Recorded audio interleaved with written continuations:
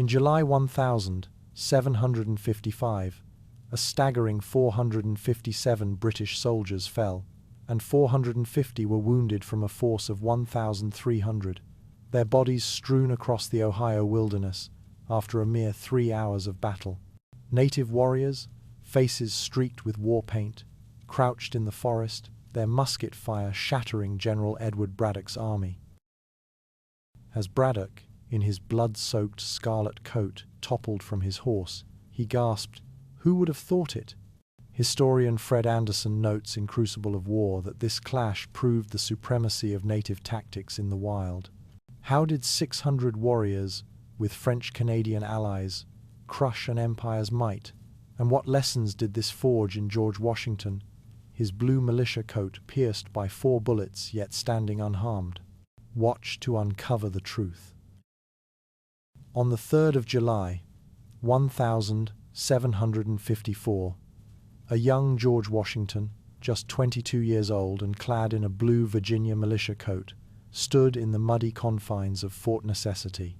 He signed the surrender document that handed victory to a combined force of French soldiers and native warriors. The toll was grim.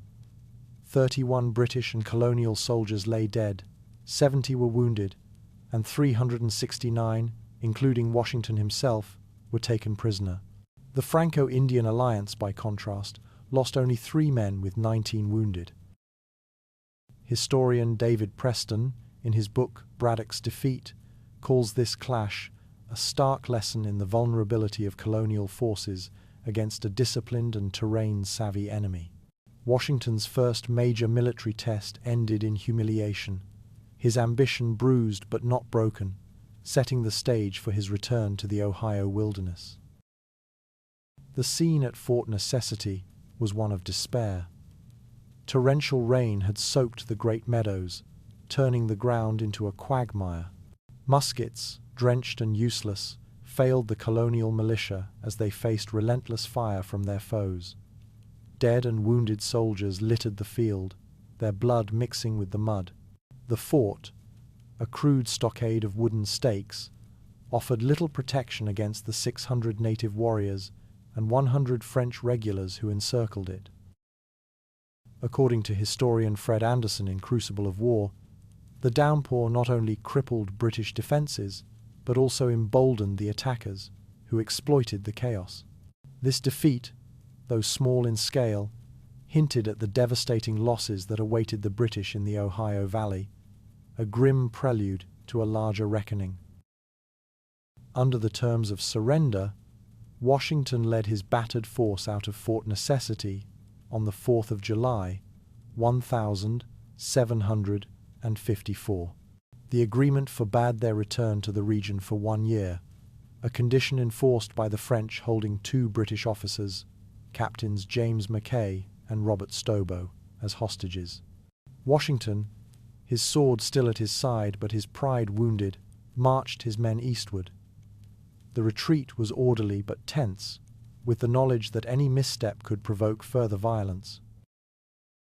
Anderson notes that this surrender marked a rare moment of French diplomatic restraint, as they allowed the British to withdraw rather than pursue total destruction. Yet, the terms underscored the fragility of British ambitions in the contested Ohio Territory.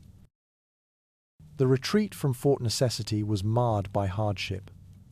Washington prioritized the wounded, whose numbers swelled to 70, many facing amputation due to infections festering in their wounds.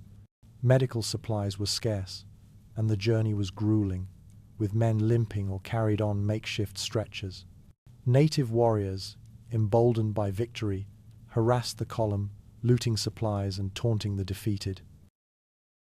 Washington, gripping his reins tightly, ordered his men to refrain from retaliation, knowing another fight would be catastrophic. Preston highlights Washington's pragmatism here, noting that his restraint preserved lives, but exposed the limits of colonial authority in the face of native autonomy. This march back to Virginia was a bitter lesson in survival. While Washington faced defeat, a broader colonial effort unfolded at the Albany Congress. held from mid-June to mid-July 1754. Representatives from 7 British colonies, including New York, Pennsylvania, and Massachusetts, gathered to address 2 pressing issues: strengthening alliances with native tribes, particularly the Iroquois Confederacy, and countering the expansion of New France. The Congress, held in Albany's courthouse, saw heated debates over territorial defense. With France claiming the Ohio Valley and building forts like Duquesne, the colonies faced a growing threat. Historian Timothy Shannon, in Indians and Colonists at the Crossroads of Empire, argues that Albany exposed the colonies' disunity, a weakness that hindered their ability to resist French aggression effectively. At Albany, Benjamin Franklin, his quill scratching out bold ideas, proposed a plan for colonial union. He envisioned a confederation under a president appointed by the British Crown, with a Grand Council to coordinate defense and native relations. His plan, though visionary, was rejected by colonial delegates, wary of ceding autonomy. Yet, Franklin's Join or Die cartoon, depicting a severed snake representing the colonies, captured the urgency of unity. Published in his Pennsylvania Gazette, it became a rallying cry. Anderson credits Franklin's proposal as a seed for the Articles of Confederation, adopted decades later. Though Albany failed to unify the colonies, it laid intellectual groundwork for American independence. Back in Virginia, Washington's defeat at Fort Necessity forced a reckoning. The Virginia Regiment was reorganized into 10 independent companies, a move that would have demoted Washington from colonel to captain. Unwilling to accept the downgrade, he resigned his commission, his ambition too fierce for such a setback. In a letter to a friend, he wrote, "My inclinations are strongly bent to arms, revealing a resolve unbroken by failure." Historian Joseph Ellis, in his Excellency, George Washington, describes this resignation as a calculated retreat, not a surrender of ambition. Washington's brief step back from military life allowed him to regroup, his eyes already fixed on future opportunities. Washington's personal fortunes shifted after his brother Lawrence's death in 1752. By late 1754, he leased Mount Vernon, a sprawling estate along the Potomac River, from Lawrence's widow, Anne Fairfax. The agreement included 18 enslaved people and required Washington to deliver 15,000 pounds of tobacco annually, a daunting obligation for a man of modest means. The deal brought immense pressure, as tobacco crops were unpredictable, but it also positioned Washington for wealth. Historian Ron Chernow, in Washington, A Life, notes that Mount Vernon transformed Washington from a surveyor's son into a landed elite, tying his fate to Virginia's plantation economy. This acquisition marked a turning point, grounding his ambitions in property and power. In February 1755, Major General Edward Braddock arrived in Hampton, Virginia, with 2 regiments of British regulars, totaling 1,400 men. His mission was to launch a multi-pronged offensive to expel New France from the Ohio Valley, a region critical to British colonial expansion. Braddock, a stern figure in a red coat adorned with gold braid, carried orders from London to assert British dominance. His arrival signaled a shift from colonial skirmishes to a full-scale imperial campaign. Anderson emphasizes that Braddock's deployment reflected Britain's determination to counter French forts, which numbered over a dozen in the Ohio region by 1755. The stage was set for a clash that would reshape the frontier. Braddock's strategy was ambitious and precise. His primary target was Fort Duquesne, a French stronghold at the forks of the Ohio River, manned by 200 French soldiers and allied native warriors. After capturing Duquesne, Braddock planned to march north along the Allegheny River, seizing French forts like Le Boeuf and Presque Isle. before joining forces with Colonel William Shirley's expedition against Fort Niagara by autumn. This multi-front campaign, supported by 3,000 total troops across the colonies, aimed to cripple French power in North America. Preston argues that Braddock's plan, though bold, underestimated the challenges of wilderness warfare, a miscalculation that would prove costly. His campaign set the course for the fateful Battle of the Monongahela. Major General Edward Braddock, his red coat gleaming with authority, recognized the value of George Washington's intimate knowledge of the Ohio wilderness. Despite Washington's earlier defeat at Fort Necessity, where he lost 31 men and surrendered 369, Braddock invited the 23-year-old Virginian to join his staff in 1755. Washington, dressed in a blue militia coat and tall boots, accepted the role as a volunteer aide-de-camp.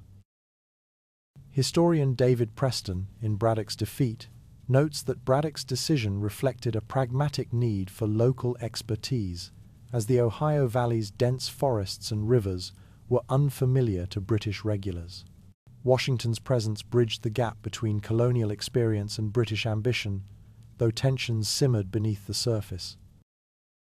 Washington, ambitious and calculating, sought a royal officer's commission to elevate his status beyond a colonial colonel. Braddock, bound by rigid British protocol, denied the request, offering only the aide-de-camp position. By accepting, Washington ensured he reported directly to Braddock, avoiding orders from lesser British officers.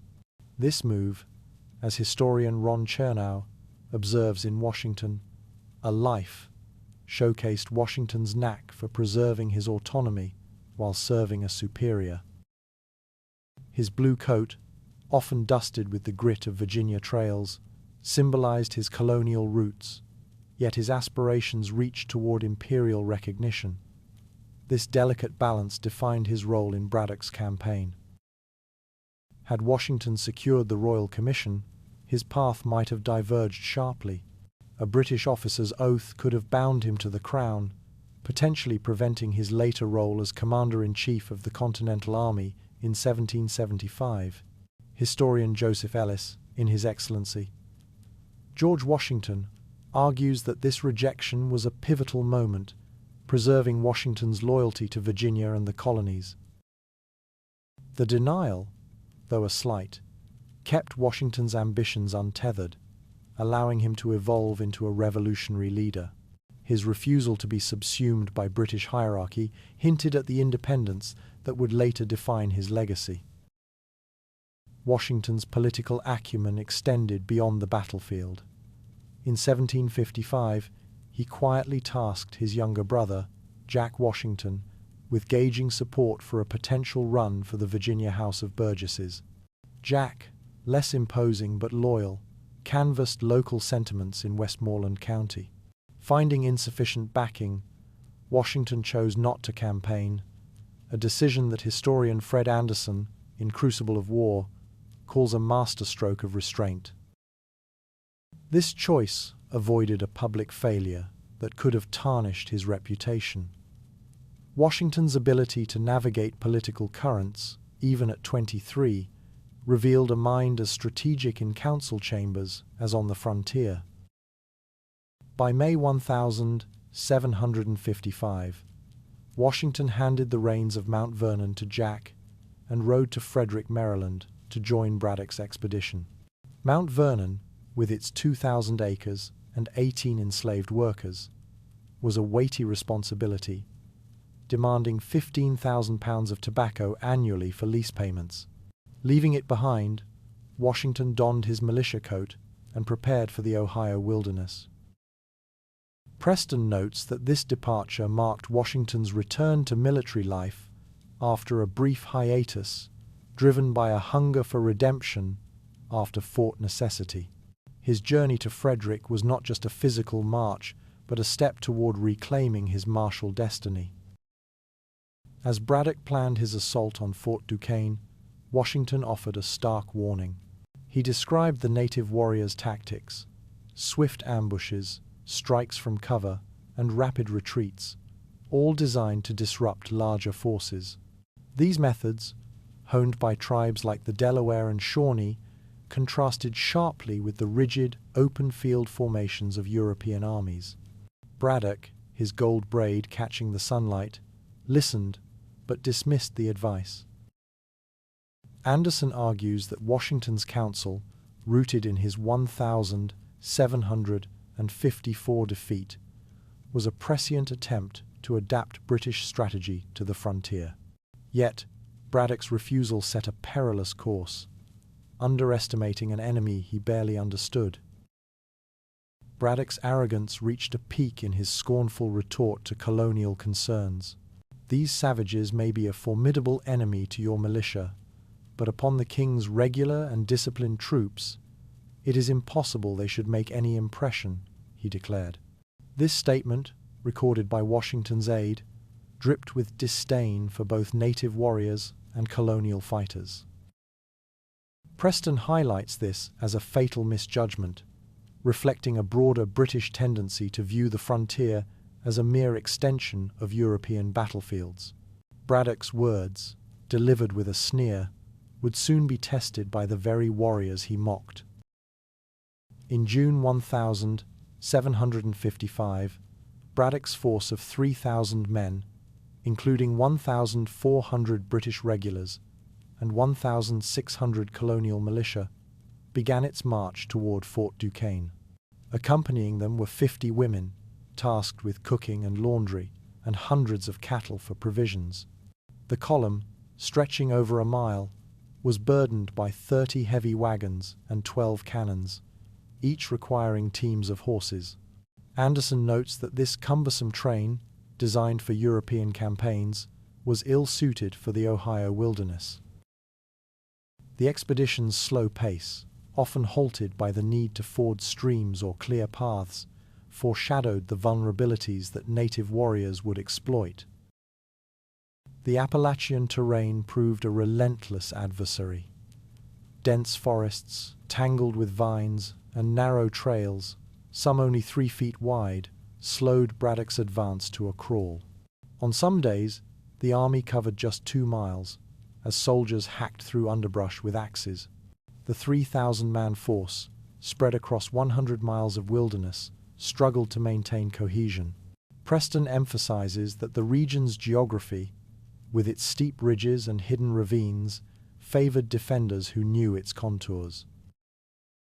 Braddock's insistence on maintaining a European-style march, complete with formal encampments, clashed with the realities of frontier warfare. Washington, his face weathered by the trail, urged Braddock to adopt a lighter approach. He advocated for pack horses and minimal supplies, a method proven by colonial traders who traversed the Ohio Valley. Braddock, however, clung to his wagons and cannons, believing they ensured victory against Fort Duquesne's 200 defenders. Anderson calls this decision a tragic overreach, as the heavy equipment not only slowed the march, but also made the army a lumbering target. Washington's advice, ignored amidst the clatter of wagon wheels, reflected a growing divide between colonial pragmatism and British hubris, a rift that would soon erupt in catastrophe. George Washington, his blue militia coat dusted with trail dirt, proposed a bold adjustment to Braddock's sluggish march. He urged splitting the 3,000-man army into 2 columns, a swift fighting force of 1,400 men to press toward Fort Duquesne, and a slower supply column to manage the 30 wagons, 12 cannons, and 50 women supporting the expedition. Braddock, his red coat crisp despite the June heat, agreed to the plan. He took command of the advance column, leaving the baggage train to trail behind. Historian David Preston, in Braddock's defeat, praises Washington's strategy as a pragmatic response to the Appalachian terrain's demands. Yet this division, while logical, would soon expose the British to a devastating flaw, as speed outpaced caution. Braddock's fighting column, unencumbered by heavy wagons, surged ahead, covering up to 10 miles a day. By early July 1000, 755, they were several miles ahead of the supply train, a gap that stretched their communication thin. Braddock, emboldened by the absence of resistance, grew confident, his gold braid glinting as he rode at the column's head. This overconfidence, historian Fred Anderson argues in Crucible of War, was a critical error. The lack of native or French opposition lulled Braddock into a false sense of security, leaving his 1,400-man vanguard vulnerable. The Ohio wilderness, with its hidden ravines, was no empty stage but a trap waiting to spring. Washington, meanwhile, suffered in silence. Stricken with dysentery and severe hemorrhoids, he could no longer sit astride a horse. Instead, he lay flat in a jolting wagon, his hands gripping the wooden sides to steady himself against the pain.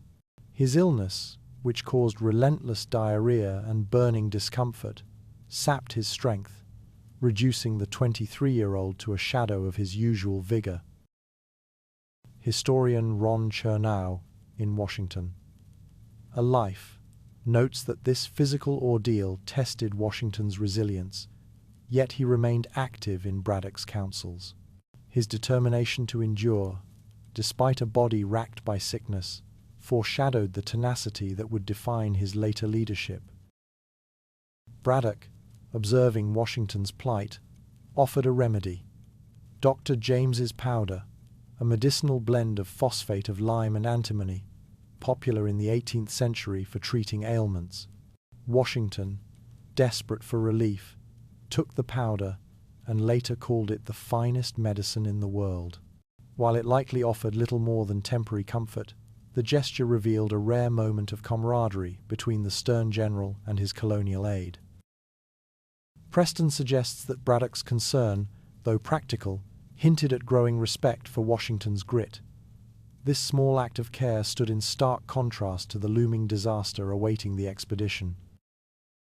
On the 9th of July, 1755, Braddock's advance column, 1,400 strong, crossed the Monongahela River, just 7 miles from Fort Duquesne.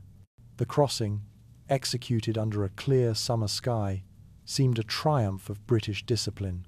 But waiting in the dense forest was a coalition of 800 fighters, 200 French, Canadian militia, and 600 native warriors, led by Captain Daniel Lenon de Beaujeu. Anderson emphasizes that this force, though outnumbered, held a decisive advantage in terrain and tactics. The river's banks, lined with thick trees, offered perfect cover for an ambush. The stage was set for a clash that would redefine frontier warfare. The native warriors, drawn from the Ottawa, Mississauga, Delaware, Shawnee, Wyandot, and Potawatomi tribes, were a formidable sight. Their faces bore war paint in vivid reds and blacks, and they moved with a fluidity honed by years in the wilderness. Armed with muskets, tomahawks, and knives, they blended into the forest, their moccasins silent on the earth. Preston describes them as masters of asymmetric warfare, capable of striking with precision and vanishing before retaliation. Their presence, alongside the French, represented a coalition united by a shared goal to protect their lands from British encroachment. The French native force, delayed by miscommunication, arrived too late to ambush Braddock at the Monongahela crossing. Instead, they took positions along the wooded path to Fort Duquesne, hiding among trees and boulders. Beaujeu, in his blue French officer's coat, coordinated the 800 men, placing the 600 native warriors in the forest flanks and the 200 militia closer to the road. Anderson notes that this tactical flexibility, born of native expertise, allowed the coalition to adapt swiftly to Braddock's advance. The British, marching in tight ranks, were unaware of the eyes watching from the shadows. At 1 p.m., the British vanguard, led by Lieutenant Colonel Thomas Gage, spotted movement in the trees. Gage, his scarlet coat marking him as a target, ordered his 300 men to fire a volley. The shots, echoing through the forest, struck Captain Beaujeu, killing him instantly. This stroke of luck, as Preston recounts, disrupted French command early in the battle. Yet, the native warriors, undeterred by their allies' death, responded with a ferocity that turned the British advantage into a fleeting illusion. The Battle of the Monongahela, also known as the Battle of the Wilderness, had begun. The native warriors, crouched behind trees and rocks, unleashed a hail of musket fire and arrows. Their tomahawks gleamed as they shifted positions, their sporadic shots sowing panic among the British. Unlike the disciplined volleys of European armies, their attacks were unpredictable, striking from multiple angles. Anderson highlights the psychological impact of this tactic, noting that the British, trained for open-field combat, were unnerved by an enemy they could barely see.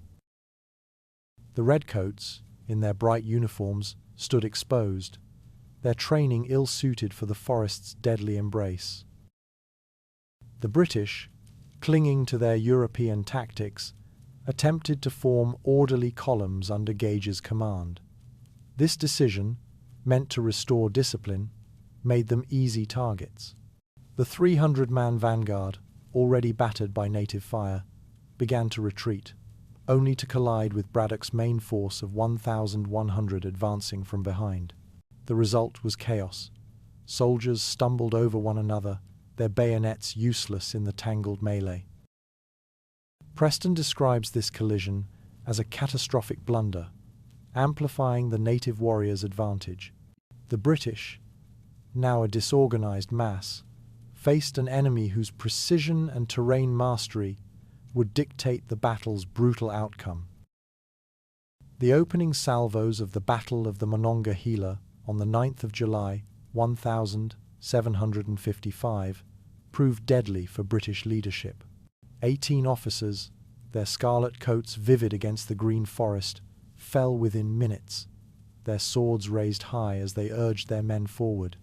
These officers, including captains and lieutenants from the 44th and 48th regiments, were prime targets for the 600 native warriors firing from cover. Historian David Preston, in Braddock's defeat, notes that this rapid loss of 18 out of 86 officers crippled the British chain of command.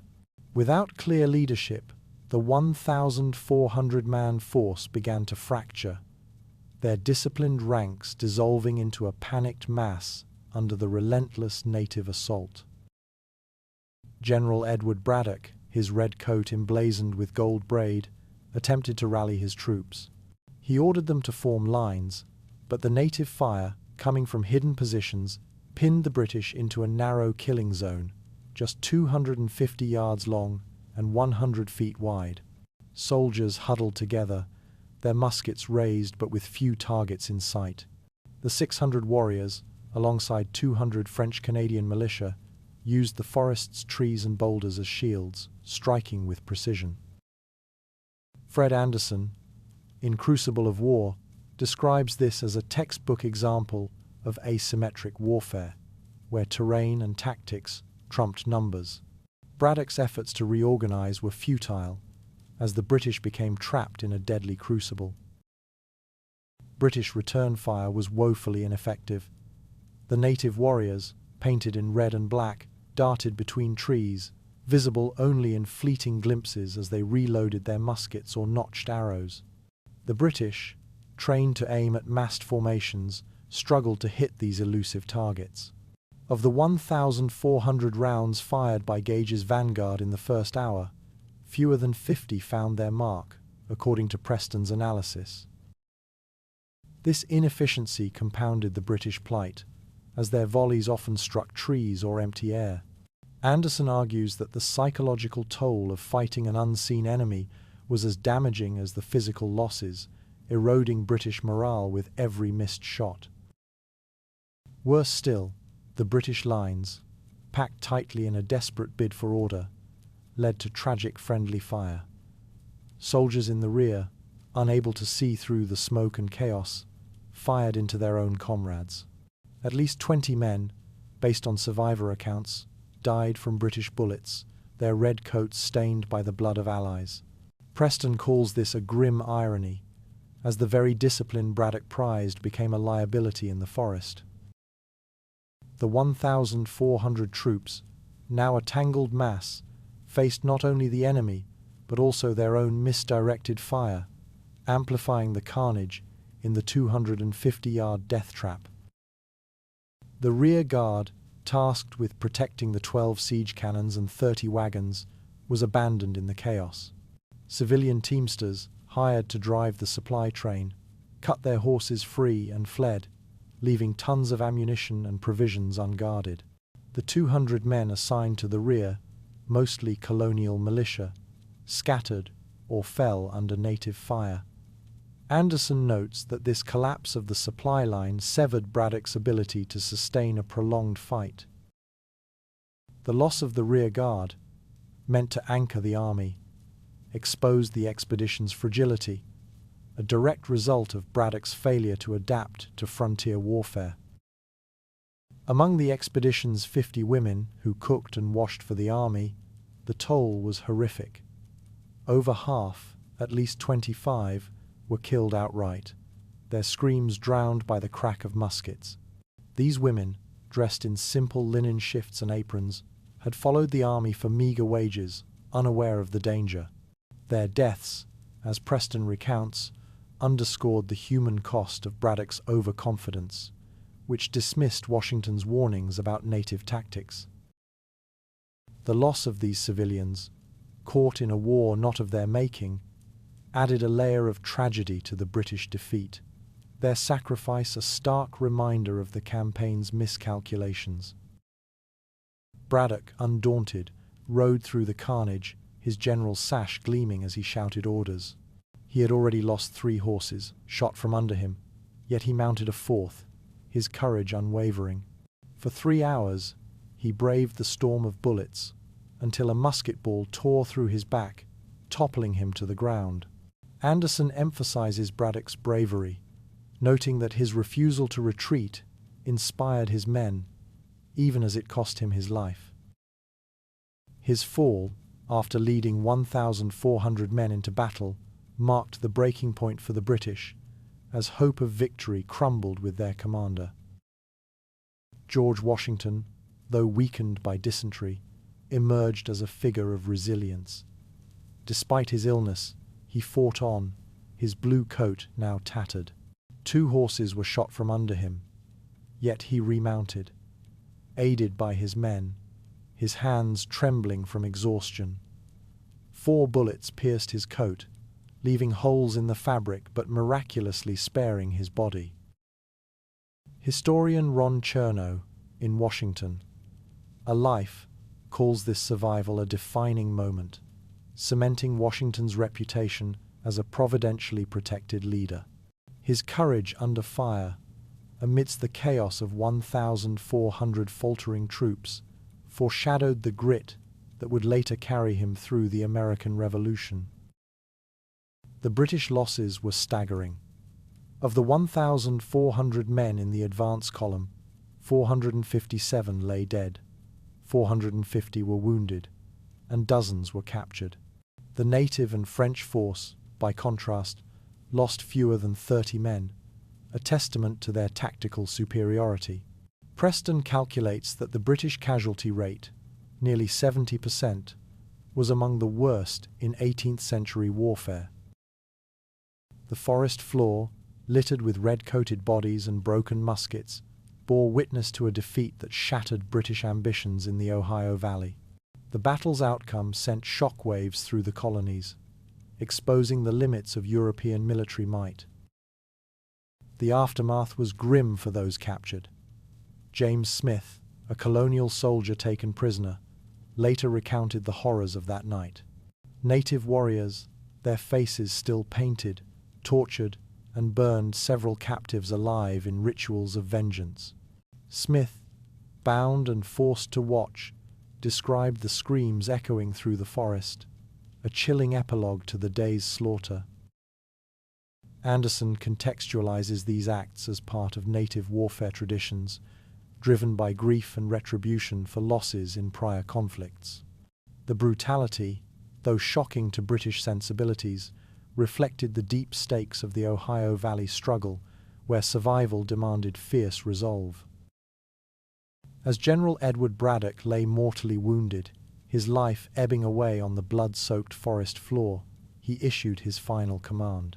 With a voice weakened by pain, he ordered George Washington to ride 40 miles to Colonel Dunbar's camp to summon wagons, medicine, and provisions for the 450 wounded soldiers left in the wake of the Monongahela disaster. Braddock, his once gleaming red coat now torn and stained, entrusted this critical mission to his 23-year-old aide, whose loyalty had shone through the chaos. Historian David Preston, in Braddock's defeat, underscores the gravity of this moment, noting that Braddock's reliance on Washington marked a shift in responsibility amid the collapse of British command. The general's order was a desperate bid to save his shattered army. Washington, ravaged by dysentery and exhaustion, summoned his remaining strength for the grueling task. His hands, trembling from illness, gripped the reins tightly as he mounted a fresh horse, his tattered blue coat flapping in the evening breeze. Riding through the night, he navigated 40 miles of rugged trails, dodging fallen trees and potential ambushes. The journey, lasting over 12 hours, tested his endurance, as the cries of the wounded echoed in his memory. Historian Ron Chernow, in Washington, A Life, describes this ride as a testament to Washington's iron will, a defining act that cemented his reputation for duty under duress. His arrival at Dunbar's camp at dawn delivered hope to the defeated. Braddock's life ended during the retreat, his body weakened by the musket ball that had pierced his back. Washington, acting with solemn resolve, oversaw his burial on a quiet road near Fort Necessity, just 50 miles south of the Monongahela battlefield. The grave, dug hastily in the dirt, was concealed by the passage of surviving soldiers and wagons, their boots and wheels packing the earth to hide it from native warriors who might desecrate the body. Fred Anderson, in Crucible of War, notes that this act reflected Washington's respect for Braddock, despite their differences. The unmarked grave, lost to history, symbolized the fleeting glory of the British campaign in the Ohio Valley. Colonel Dunbar, commanding the 1,600-man reserve force 40 miles to the rear, faced the wreckage of Braddock's defeat. Upon Washington's arrival, he ordered the destruction of 150 wagons and 12 cannons to prevent their capture by the French or native forces.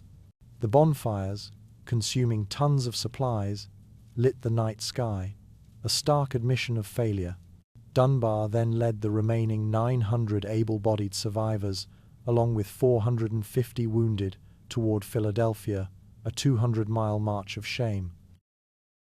Preston highlights Dunbar's decision as a pragmatic retreat, but one that abandoned the Ohio Valley to French control. The burning wagons marked the end of British hopes for a swift victory in 1755. On the 12th of July, 1755, the French buried Captain Daniel Léonard de Beaujeu at Fort Duquesne, honoring the fallen leader of their 800-man coalition. Beaujeu, killed in the battle's opening volley, had left his 600 native warriors and 200 French-Canadian militia to secure a resounding victory. The fort, perched at the forks of the Ohio River, stood stronger than ever, its garrison bolstered by captured British supplies. Anderson emphasizes that this triumph solidified French dominance in the region, with Fort Duquesne's 200 defenders now commanding a network of 12 outposts. The burial, a solemn ceremony, marked a high point for New France's ambitions. The defeat at Monongahela sent shockwaves through the British colonies, far surpassing the sting of Washington's 1,754 surrender at Fort Necessity, where only 31 died. The loss of 457 men, nearly 70% of Braddock's 1,400-man advance column, exposed the flaws of European tactics in the American wilderness. Colonial newspapers, like the Pennsylvania Gazette, reported the disaster with grim headlines, fueling panic and resolve. Preston argues that Monongahela was a wake-up call, forcing Britain to rethink its strategy against a coalition adept at frontier warfare. The defeat emboldened New France, shifting the balance of power in the Ohio Valley. Fred Anderson, in his seminal work Crucible of War, offers a piercing analysis of the battle's significance. He writes that Monongahela revealed the superiority of native guerrilla tactics over European linear formations in the American wilderness. The 600 warriors, using cover and mobility, inflicted 907 casualties while losing fewer than 30 men, a ratio unmatched in 18th century conflicts. Anderson's assessment underscores the battle as a clash of military cultures, where native expertise in terrain trumped British numbers. This insight, echoed by survivors' accounts, reshaped British military thinking for the remainder of the French and Indian War. George Washington's survival at Monongahela, unscathed despite 4 bullet holes in his coat and 2 horses shot from under him, became a legend. His blue militia coat, riddled with holes, was displayed in Virginia as proof of his apparent invincibility. Chernow notes that Washington embraced this narrative, seeing his survival as a sign of destiny. The battle, costing 457 British lives, forged Washington's reputation as a leader who thrived under fire, a quality that would inspire his troops in 1775. His miraculous escape, against odds that felled 18 officers, added a mythic layer to his early career. The Monongahela defeat delayed British efforts to retake Fort Duquesne for 3 years until 1758, prolonging the French and Indian War. The battle's 907 casualties, compared to the French native loss of under 30, underscored the cost of underestimating the wilderness and its defenders.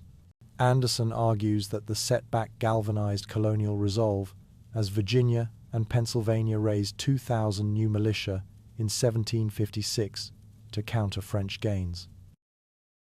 The delay, while a blow to British pride, set the stage for a broader conflict that would reshape North America, with Washington at its heart.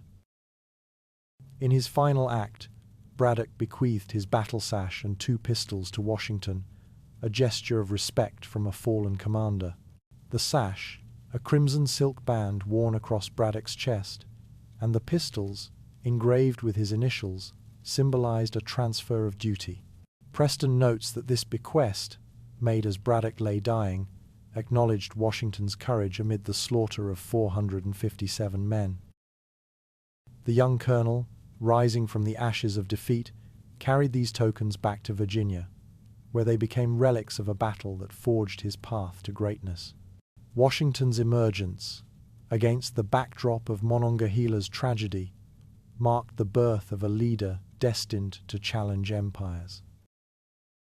The Battle of Monongahela, with its 457 British dead and the rise of George Washington from its ashes, stands as a testament to the resilience of the native warriors who defended their lands. Their victory, secured by 600 Ottawa, Delaware, and Shawnee fighters alongside French allies, showcased a mastery of the wilderness that humbled an empire. Braddock's sash and pistols, now in Washington's possession, symbolized not just a personal triumph, but the enduring lessons of adaptability and perseverance. The Ohio Valley remained a contested frontier, its forests echoing the courage of those who fought to preserve their way of life, leaving an indelible mark on the struggle that shaped a continent.